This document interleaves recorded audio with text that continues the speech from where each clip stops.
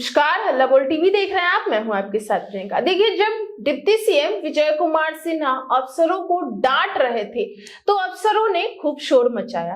अब deputy CM Vijay Kumar Sinha ने CEO और भू अर्जन अफसरों समेत 11 पर एफआईआर दर्ज करने का आदेश दे दिया है।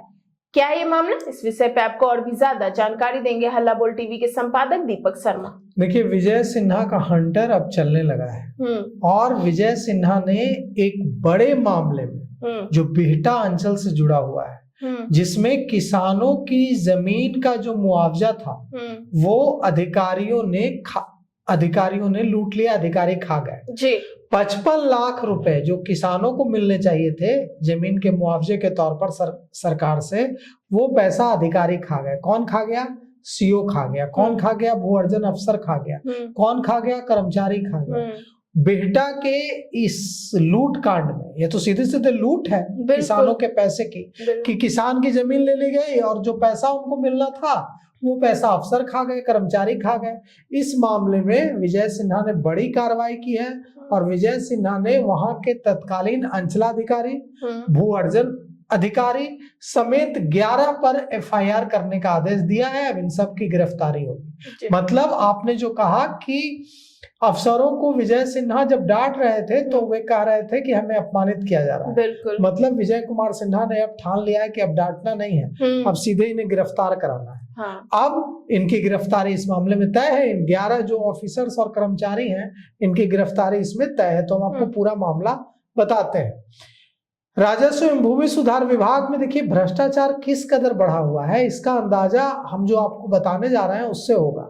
बिहटा अंचल में मेगा इंडस्ट्रियल पार्क के लिए जमीन अधिग्रहित की गई थी। अच्छा। और जमीन जिन किसानों से ली गई उसमें 55 लाख रुपए का घोटाला हुआ। मतलब किसानों से मेगा इंडस्ट्रियल पार्क के लिए उनकी जमीन ले ली गई और बदले में उनको जो पैसा मिलना था वो पैसा गया ही नहीं। अच्छा। वो पैसा कागज पर उन्हें दे दिया गया और सच में वास्तव में वो पैसा वहां के अंचलाधिकारी, वहां के भू अर्जन अधिकारी, कर्मचारी मिलकर खा गए। अच्छा। और अब इस मामले में निगरानी अन्वेषण ब्यूरो ने जिला भू अर्जन पदाधिकारी और अंचल अधिकारी के साथ साथ 11 लोगों के खिलाफ एफआईआर दर्ज की है और अब इन सब की जिला भू अर्जन पदाधिकारी, अंचल अधिकारी यानी सीओ और दूसरे राजस्व कर्मचारियों की 11 की गिरफ्तारी इस मामले में तय मानी जा रही है।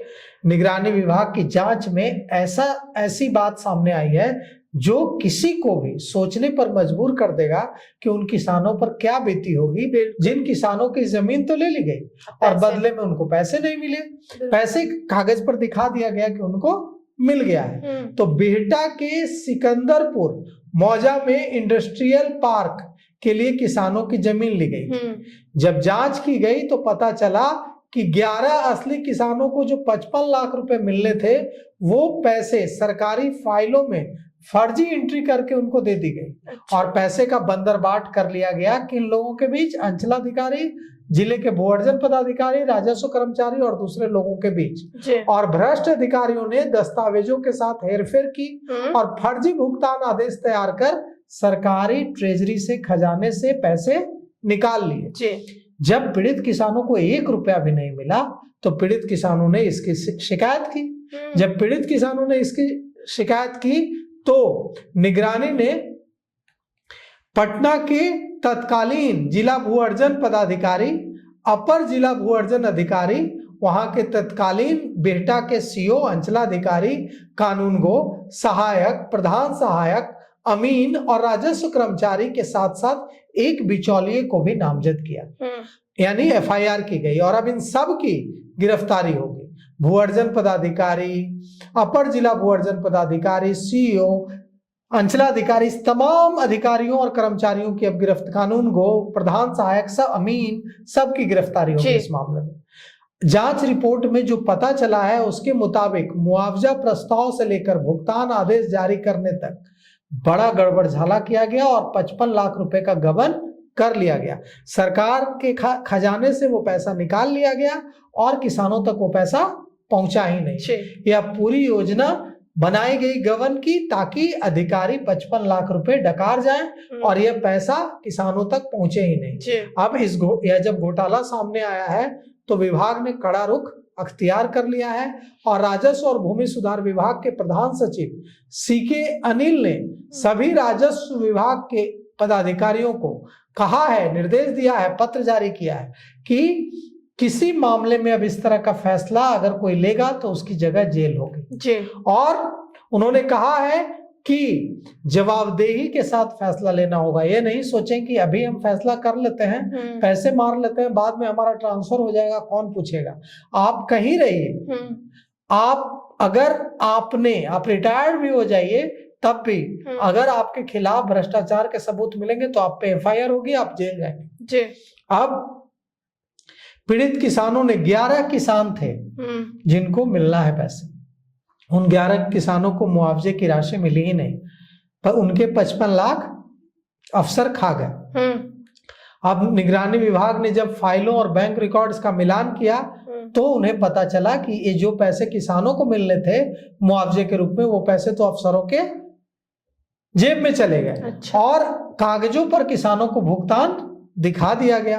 अब दलालों और अफसरों से पैसों की वसूली होगी और ये सारे अफसर और दलाल जेल भेजे जाएंगे, इनकी गिरफ्तारी होगी। अभी देखिए 4 जनवरी को भागलपुर में डिप्टी सीएम विजय सिन्हा फिर से भूमि सुधार जन कल्याण जनसंवाद लगाएंगे और उसमें फिर से लोगों से उनकी समस्याएं पूछेंगे और उसमें जो गड़बड़ियां आएंगे, अब देखिए उस दिन कितना, क्योंकि कहा जा रहा था कि अब उतना कड़ा रुख अख्तियार नहीं करेंगे, लेकिन सहरसा में कड़ा रुख अख्तियार किया डिप्टी सीएम विजय सिन्हा ने और जिसकी भी गड़बड़ियां आई उसको खूब फटकार लगाई और उन्होंने कहा भी कि ये लोग कहते हैं कि हमें बेइज्जत किया जा रहा है, देखिए कैसे चोरी कर रहा है।